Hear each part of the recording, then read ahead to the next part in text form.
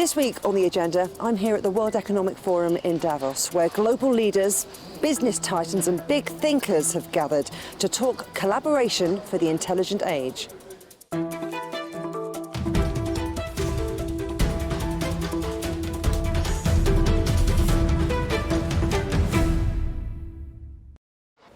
AI, climate change, the rise of the global south, these were what the dozens of global leaders and hundreds of CEOs gathered to discuss here in Davos at the annual meeting of the World Economic Forum.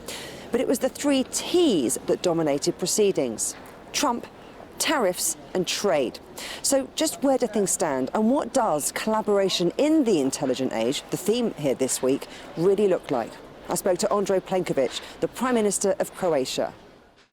I think it's a very well-chosen topic for this year's World Economic Forum in Davos, because it follows on the concept of the fourth industrial revolution of about 10 years ago, and where we find ourselves today globally, and that is the rise of the technological advances, very much increased presence of artificial intelligence in everything what we do, and more rapid, I think, than anybody expected. So what I believe is important for all of us to adapt our policies, our economic development, and also our investments into the process of digital transformation. I'm now in my third mandate as a Prime Minister, and we have like four major areas which are the political priority. One is the demographic revitalization, because as everybody else in Europe, we have a serious issue with demographic decline. Second issue is decarbonization, that is to say, gradual transition from the fossil fuels who are reaching their peaks in terms of global reserves in the next 15 years, and transition to the renewable energy. And the third one, the digital transformation, where more usage of artificial intelligence comes across the board of the society, state and economy. And the fourth one, of course, education, which is in turn related with the topic of today's Davos. It would be wonderful if you could do all of that on your own, but partnerships and collaboration, that's what's going to help your economy grow as well as the broader global economy. So who would you like to be collaborating more closely with? Well, I think first of all that our positioning comes within the family where we are belonging, and that is the European Union family. You can see the advances of the legislation in context of the digital policy. You can see the investment increase. It's linked with the increased investment into the research and development, both coming from the private sector, coming also from the EU budget, from the national budget. Croatia is moving towards 2% investment for the research and development. And the partnership is basically done also with some major domestic companies which have attained global allure. Croatia has unicorns, and all of them belong to the digital transformation area. And the objective of my government is increase and double the number of employees in the ICT sector by the end of this decade. We have a council called the Digital Transformation Council, where all the stakeholders are present. I'm presiding over it. It's being held every 6 months. And what we do there is try to recognize the trends of the business, of the sector, and then adapt it to the national policies when it comes to legislation, budget and programming. You've called on the EU to invest more in technology, in green technology. How much is needed? Well, I think it will be ever more, because we will be very soon coming into a moment where the new European Commission, after having started the new institutional cycle, will come up with one of the most important legislative proposals, and this is the outline for the next 7 years budget. And that original timing, I guess, will come sometime in the course of 2025, most likely after the formation of the German government. You know how their sensitivities in Brussels are, and the extraordinary elections are scheduled in February.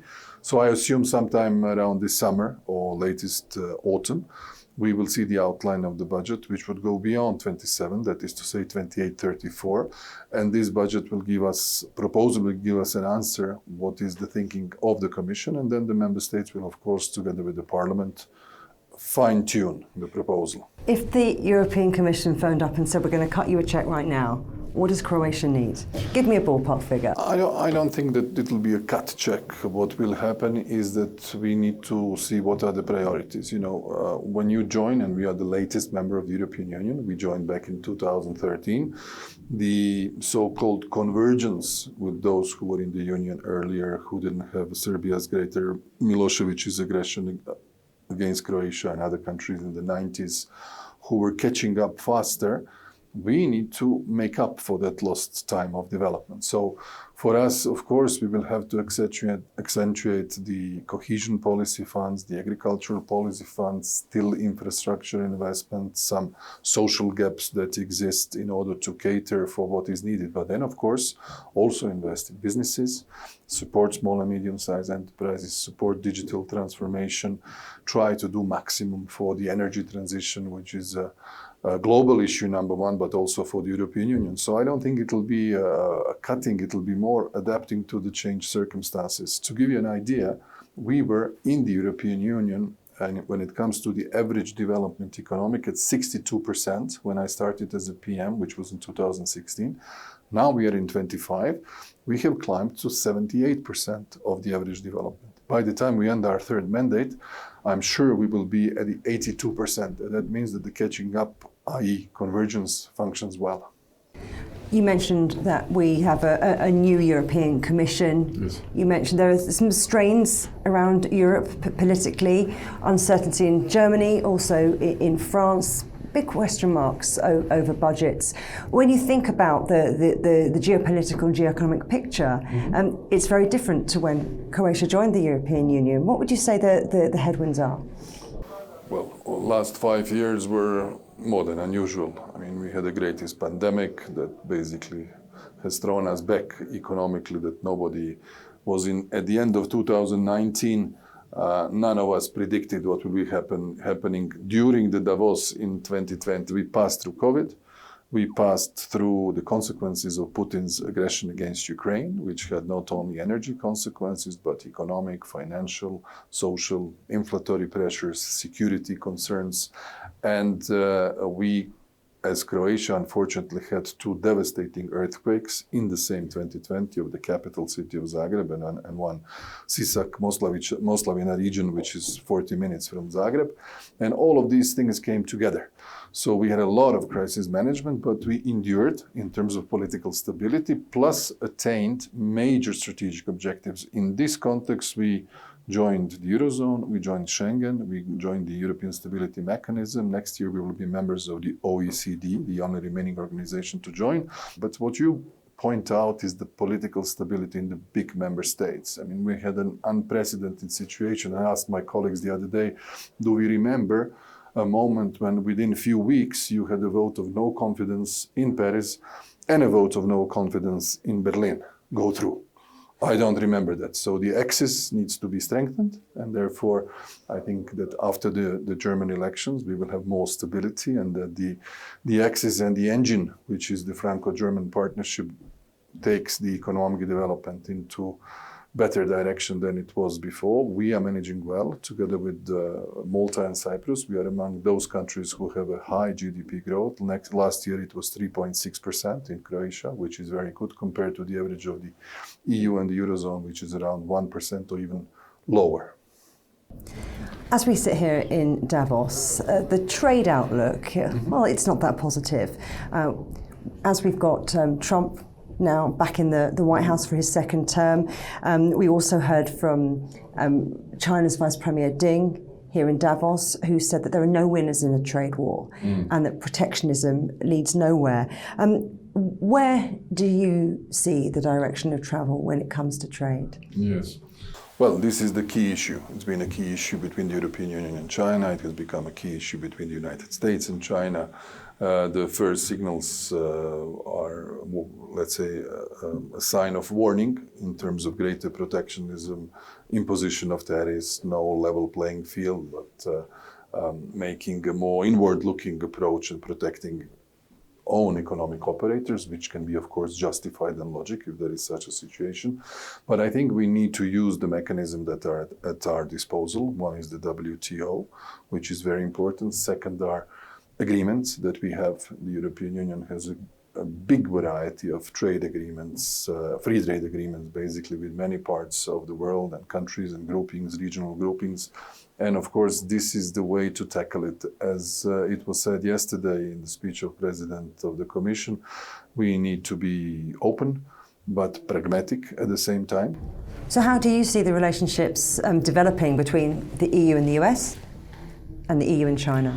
When it comes to EU and China, I think here the main position of most of the member states is to increase our cooperation, to respect the values that we share internationally, but also to increase economic cooperation, better access to the market, work on the progress, and that was the Chinese altered policy vis-à-vis the imports to China, and these were the main signals of President Xi back in Shanghai when I was there at the big summit for the export and import of China. I think this policy in Chinese terms is a more longer one than elsewhere, and that is one thing. Second thing is that when it comes to the United States-EU relation, we need a lot of pragmatism, better understanding. We need to strengthen our economies, especially in the big member countries. Stagnation is not a very good economic situation, and therefore I think we should use the capabilities of increasing our trade, which is mutually beneficial, and we have proven in the past that there are ways to do it. Well, Ursula von der Leyen mentioned that it was time to engage more constructively with China, but I wonder how precarious you feel a position the European Union is at the moment. Some might be saying it's a lose-lose rather than win-win, with which direction they tilt. I think that the pragmatism never meant to be a lose-lose concept, but rather a win-win concept with the playing field that allows companies to do their business without imposition of some tariffs or some non-tariff barriers which are difficult for trade. I mean, the whole concept of the union is the free trade, bigger market, equal access, equal rights, not even the hidden ones, but that we all are increasing our economic and social standard in the market, which is of almost 450 million people. And of course, the Chinese market is very important and very attractive for most of the EU states. A couple of years ago, Croatia's exchange with the trade with China represented 1 day of trade for the whole of European Union, so that you understand the scale of the economic relations. But we have very well utilized the format between China and the countries of Central and Eastern Europe. Actually, the last physical meeting before COVID took place in Dubrovnik. In Croatia, I was the host.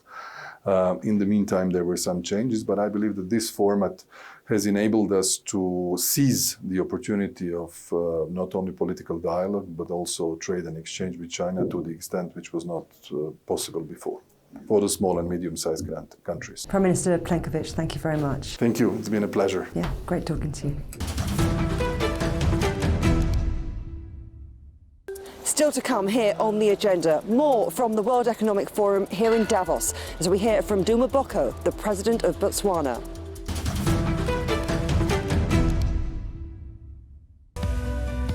We are all connected.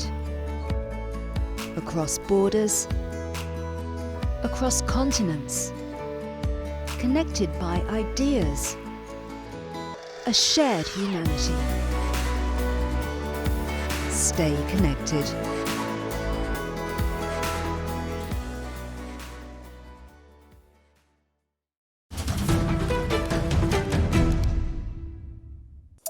Welcome back to the agenda from the World Economic Forum in Davos. Before the break, I spoke to one of Europe's leaders, but this year the voice of the Global South has been heard like never before. My colleague Lee Xuanhua sat down with President Duma Boko of Botswana to find out why gatherings like this are so important for his country. So President Boko, thank you so much for accepting our interview. First, I would like to hear your message to the world. Why is this gathering so important for Botswana? Well, thank you very much for having me.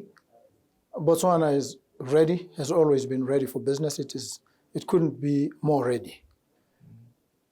We want the international community to understand Botswana as a haven and a gateway into the rest of Africa.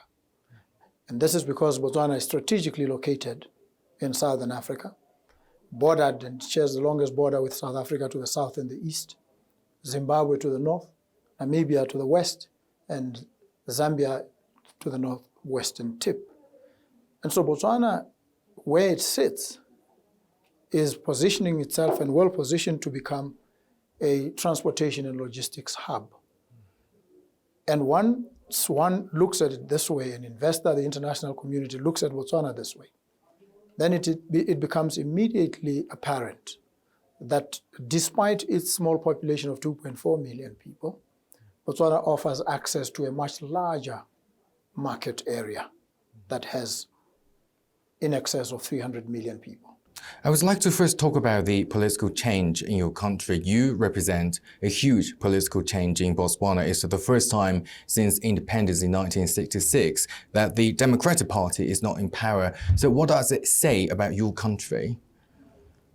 Well, first it says that over the years, the country has enjoyed peace, it has enjoyed stability, which have created an environment that has been conducive for business, which is why Botswana is one of two credit-rated countries on the African continent. It's Botswana and Mauritius. And we intend to strengthen Botswana's role and position as an economic center. This change also means that this population of the country, which is increasingly younger, is becoming more restless and more anxious for change. And they want things to change. They want jobs. They want the government to address the pressing problem of youth unemployment, that all the institutions must change. And we are called upon as a country to engage in massive infrastructure development to create jobs in the short and medium term, and also to think about leveraging technology. And we want to power the country on the twin engines of the green economy, where we're looking at agriculture, climate smart agriculture. We're looking at ecotourism, and we are looking at renewable energy. And the second is the digital economy, where we want to massively deploy infrastructure, digital infrastructure across the country, to create efficiencies in government and service delivery, and to make the environment more safe, more reliable, and more predictable for business and trade. And these are the key engines that we believe will power us into the future. And then, of course, the deployment of artificial intelligence, which will also require us to completely revamp, overhaul the education system, so that we begin at the earliest stage to involve young people in digital technology, teach them coding, and have them participate actively in creating jobs for themselves and generating wealth. And you have been talking about change. You have been talking about job creations, and your party committed to creating about 450,000 to 500,000 jobs within 5 years. So how quickly can you achieve that? Is it easy? Well, we certainly are intentional about doing it. We are deliberate and we are fully committed. The economy of Botswana has been growing on the back of the diamond industry, and that has made it vulnerable to exogenous shocks. We are currently experiencing one such shock in the slump that we're experiencing in the diamond industry. And so it has become something of a crisis now. And this crisis must compel us to change direction. We have no choice. And we need to diversify away from diamonds. We will diversify within the mining industry by increasing prospects and activities on beneficiation. And we want to attract more investment and invest first in renewable energy to generate power, to power the industries, the manufacturing that we want to create. And we also want to create jobs. The growth in the economy in Botswana has been largely jobless. And so we want growth that will create jobs and jobs that are decent and pay a living wage. So these are some of the issues that we are looking at. And we, as I say, massive infrastructure development. And you are going to need more investment on you. And where do you think that would come from? It is from the private sector or through international cooperation? Both channels. The private sector, we are engaging with the private sector because we believe that people will pay for service that they can see, and that is quality service. So if we want to build a highway from one part of the country, from the south, running through to the north, which is about 1,000 kilometers, we want to engage the private sector to say, here's a project. Can you put in resources, and then you build, you operate, and at a certain point you transfer.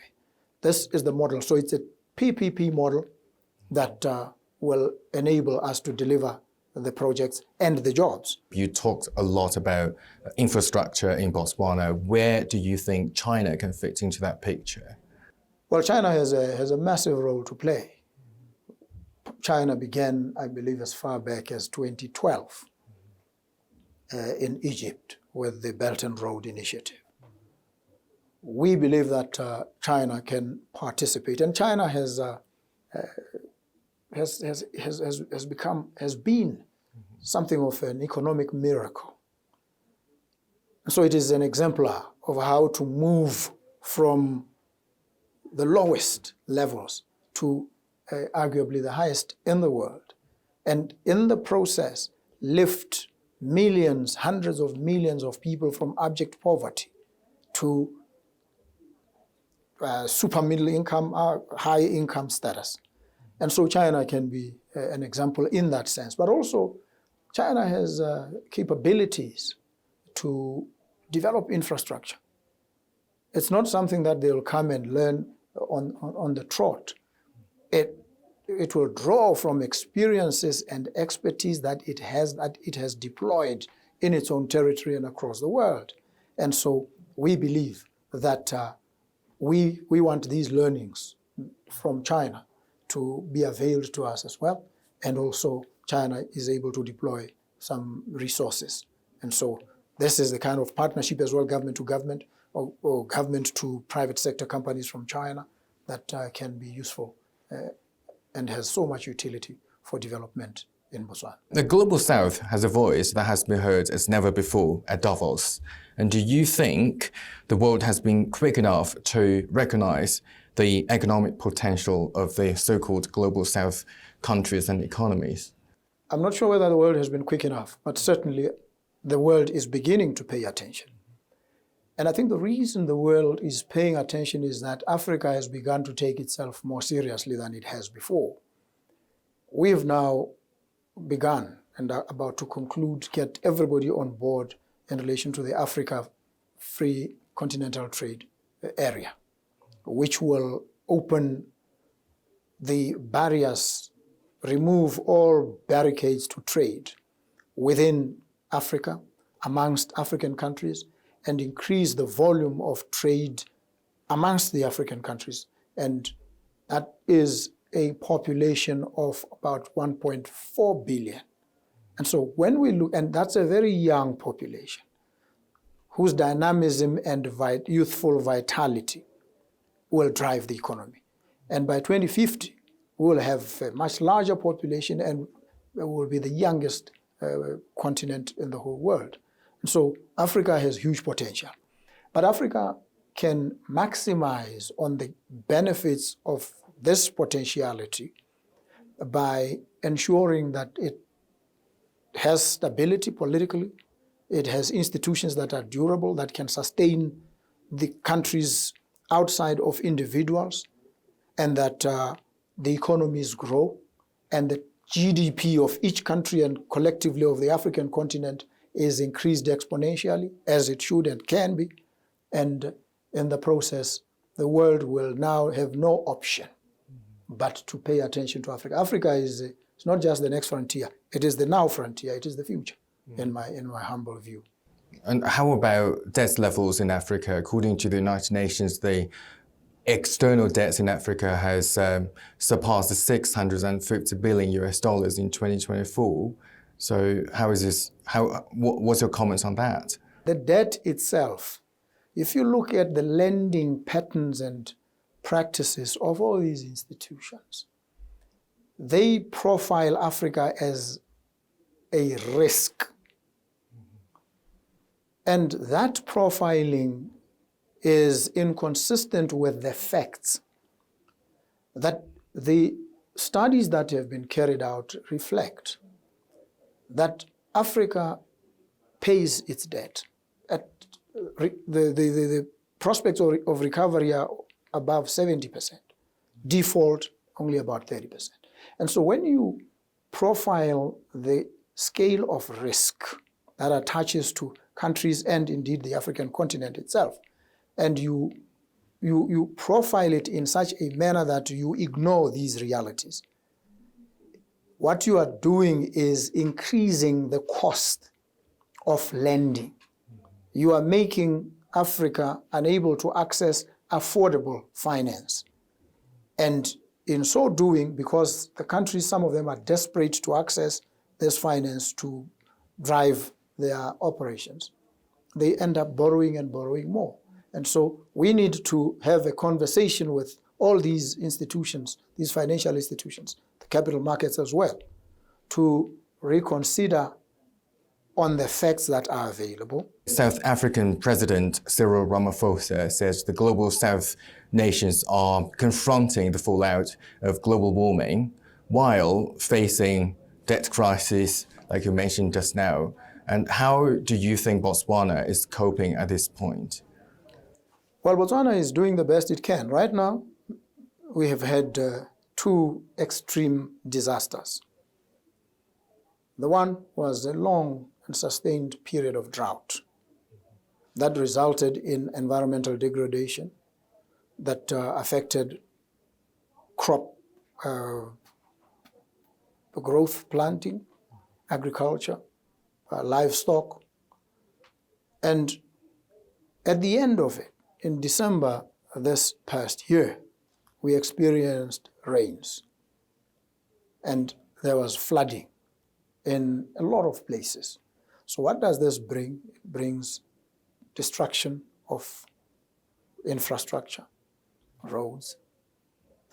It affects people because it displaces them and results in some humanitarian catastrophes. Schools have been destroyed in parts, health facilities, health care disrupted, education disrupted. And this now calls on the government to avail resources to repair and to address in the short term these crises. And we also will have illnesses that arise from this situation. So we have these challenges and we have to deal with them. But we also have the opportunity, because fortunately for us in Botswana, for instance, we have the sun all year round. And we therefore have no excuse going forward to have any electricity shortage. So you can adopt solar power. So we need to adopt solar power. And we need to employ technologies. I mean, China has some of the best technologies that come very cheap.